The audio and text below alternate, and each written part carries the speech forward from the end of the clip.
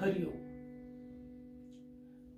हमारा विषय है रामायण की शिक्षा, पारिवारिक रिश्तों का महत्व और त्याग।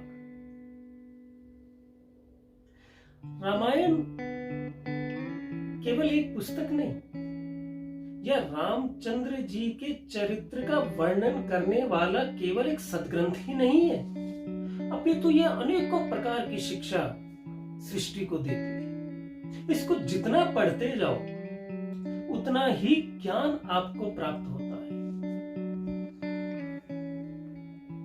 इसमें अनेकों प्रकार की शिक्षाएं हैं और पारिवारिक रिश्तों का महत्व और त्याग, इसका तो विशद वर्णन किया गया है इसमें।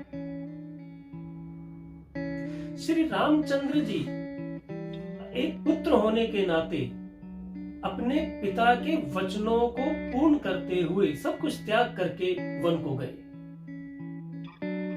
लेकिन सीता जी जो राजा जनक की राजकुमारी और राजा दशरथ की पुत्र वधू थी, जिसने महलों के अतिरिक्त कुछ देखा ही नहीं था, वह भी सब कुछ त्याग करके अपने पति के संग तपस्विनी जीवन जीने के लिए तैयार हो गई।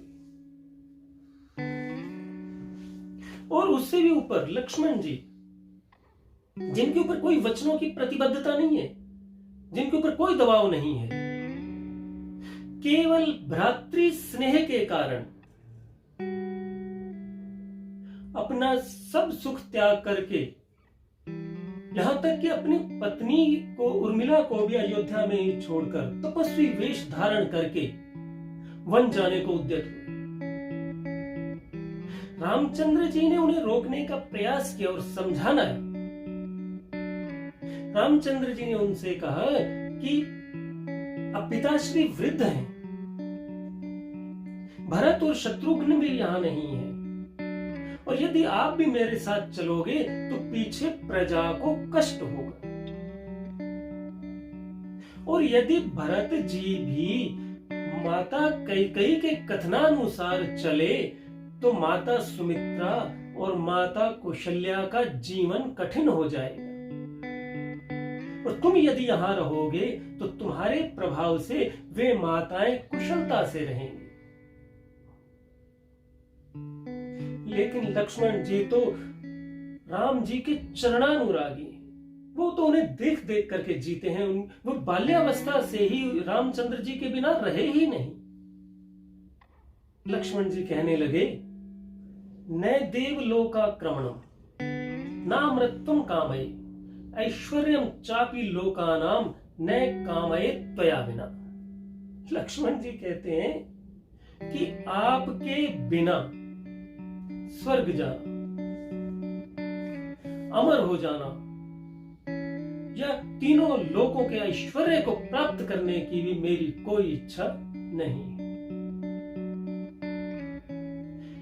इस प्रकार जब वे तीनों राम, लक्ष्मण और सीता जी वन को गए और पीछे भरत जी अयोध्या आए और भरत जी ने सारा वृतांत जाना, तब वो वनों में चले गए राम जी को वापस लौटा लाने के लिए। उन्होंने हर संभव प्रयास किया, लेकिन जब उन्होंने रामचंद्र जी का निश्चय जान लिया तो वापस तो वे आए, लेकिन उनके मन में एक बात रही कि जब मेरे बड़े भाई तपस्वियों की भांति वनों में रहेंगे तो मैं भी महलों में नहीं रह सकता। उन्होंने महलों को त्याग दिया और शहर से बाहर एक नंदी गांव में ही तपस्वी जीवन जीना स्वीकार कर लिया।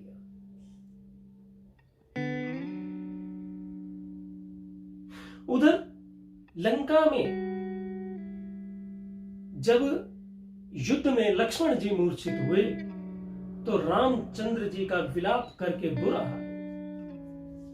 वे एक साधारण मनुष्य की भांति उन्हें गोद में लिए हुए विलाप करते हुए कहते हैं कि देशे देशे कलत्राणि देशे देशे च बांधवा तम तु देशम न पश्यामि यत्र भ्राता सहोदर।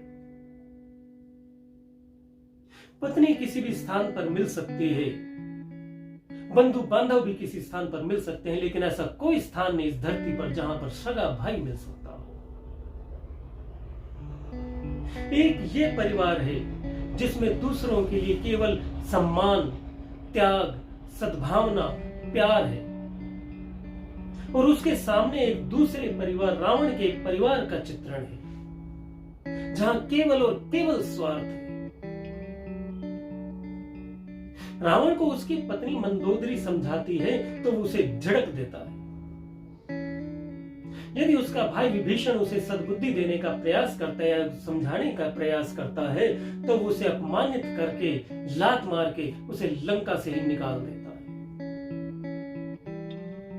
रावण केवल स्वार्थ, केवल अपनी वासना पूर्ति के लिए पूरी लंका को युद्ध में झोंक देता है, और सर्व साधन संपन्न होते हुए, सब कुछ होते हुए भी एक ऐसे राजकुमार रामचंद्र जी के हाथों पराजित हो जाता है और अपने कुल का विनाश करवा लेता है, जिसके पास कोई संसाधन है ही नहीं, है तो केवल एक भाई का प्यार और स्नेह। इस तरह से रामायण ये सृष्टि को संदेश देती है कि जिस परिवार में परस्पर एक दूसरे का सम्मान है, स्नेह है, त्याग की भावना है, स्वार्थ नहीं है, वह परिवार कभी नष्ट नहीं हो सकता।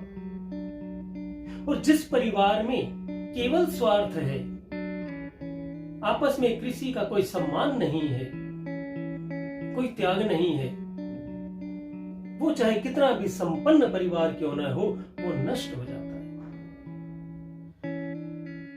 राम जी का त्याग केवल इतना ही नहीं था कि वो पिता के वचनों के अनुसार सब कुछ त्याग करके वनों में गए। इसके पश्चात भी जब भी कोई अवसर आया, उन्होंने त्याग ही दर्शाया। रावण की मृत्यु के पश्चात जब रावण की मृत्यु हुई, ढोल नगाड़े बजने लगे, देवता भी प्रसन्न हो गए।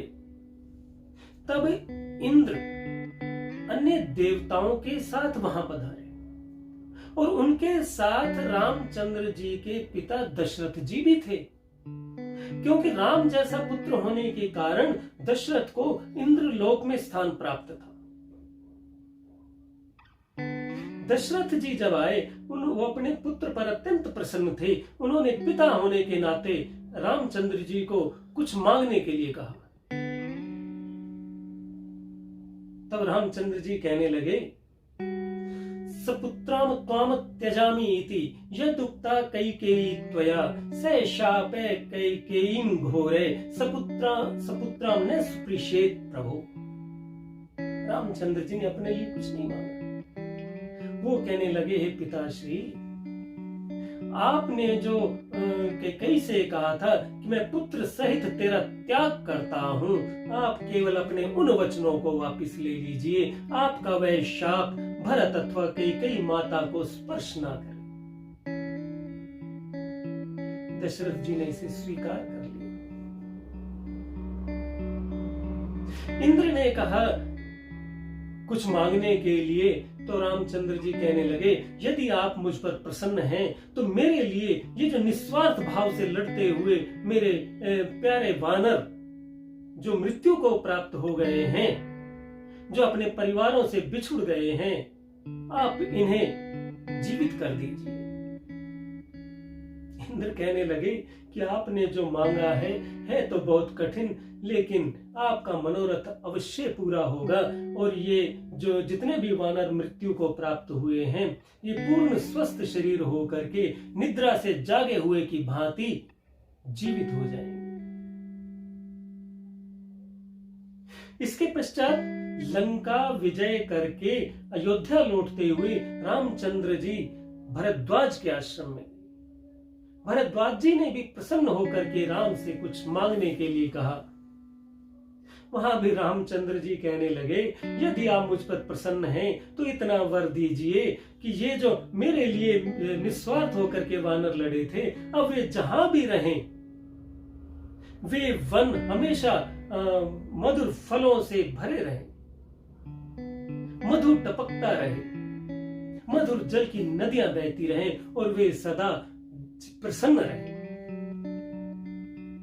इस प्रकार जहां भी कोई अवसर प्राप्त हुआ, उन्होंने दूसरों के लिए ही कुछ मांगा। ये त्याग है। जब लंका से वे तीनों विभीषण और हनुमान और सुग्रीव आदि के साथ अयोध्या लौटे, उनके स्वागत के लिए उनके प्यारे भाई भरत जी तपस्वी वेश में आगे तैयार खड़े थे। उन्होंने संपूर्ण स्वागत किया और स्वागत करके वह राज्य रामचंद्र जी को सौंप दिया। रामचंद्र जी के साथ गए हुए विभीषण और मुख्य वानर वहां पर 1 मास तक रहे। उसके पश्चात रामचंद्र जी ने सभी को पूरे सम्मान के साथ विदा किया और हनुमान जी के विशेष आग्रह करने पर हनुमान जी को अपनी सेवा में वहीं रख लिया।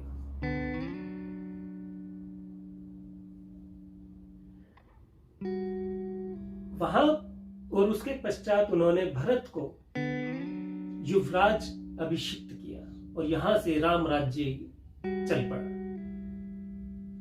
उस समय राम के राज्य में सभी लोग प्रसन्न थे, सभी धार्मिक प्रवृत्ति के थे। बड़ों को छोटों के अंत्येष्टि संस्कार नहीं करने पड़ते थे, कोई रोग और शोक नहीं थे, सभी संतुष्ट थे, सभी प्रसन्न और धर्मपरायण थे और उत्तम लक्षणों से युक्त थे। और इस प्रकार 10 वर्ष सहस्राणि 10 वर्ष शतानि च भ्रातृभिः सहितो श्रीमान रामः राज्यमय करो। वाल्मीकि रामायण के अनुसार इस रामचंद्र जी ने 11,000 वर्षों तक अयोध्या पर शासन किया।